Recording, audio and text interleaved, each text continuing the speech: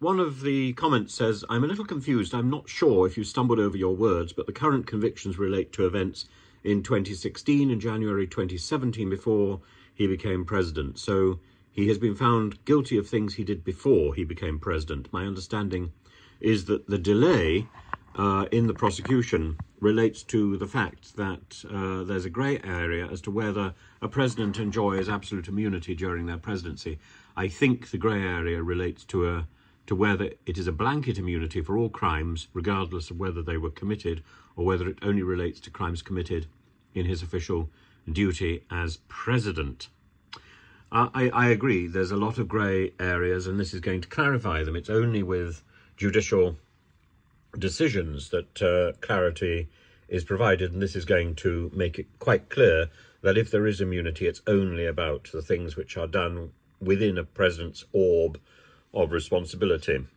And this is clearly not this sort of dodgy accounting and hush money and all that is not about Donald Trump as president. This is about Donald Trump as a deeply flawed human being. The events to which all the hush money and the false accounting go back to are in 2007, so long before he became president. The conspiracy, or whatever we call it, with Mr. Cohen to falsify accounts and business records goes back to 2017, after he became president. But it's likely that some of this stuff took place while he was president-elect, and it's likely that some of it took place in, as you say, in 2016. But the prosecution states the payment records kept and maintained by the Trump Organization were false New York business records. In truth, there was no retainer agreement, and lawyer A was not being paid for legal services rendered in 2017. That is when he was president. The defendant caused his entity's business records to be falsified to disguise his and others' criminal conduct. So, you know, it's I don't think you can get round this by saying this was about events that took place before Trump was president. Those events took place. They've been described in lurid detail, though not reported particularly in the British press, thank God. And there are even talks about Trump fathering a child for £30,000. Would that it was so cheap. And there are numerous stories of Mr. Trump scattering his seed all over the place. And I'm sure there are people in British political life who are similarly, is the word fecund? I don't know whether it is.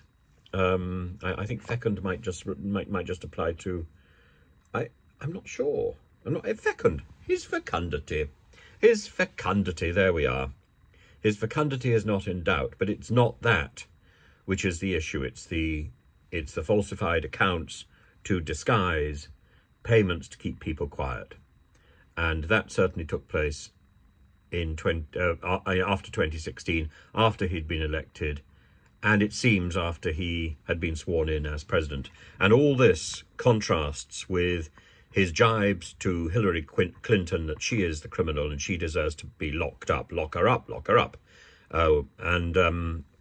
You know, karma has come calling. And Mr. Trump now becomes the first president to be convicted. And I think a big question mark will hang over his future campaign, because there are now Republicans who, in the abstract, were saying they might find it difficult to vote for a felon, for a criminal. Now that he actually is a criminal, I think it would be very interesting to see what the polls are like among potential Republican voters. Will they vote for a convicted criminal? Because the election is fast approaching.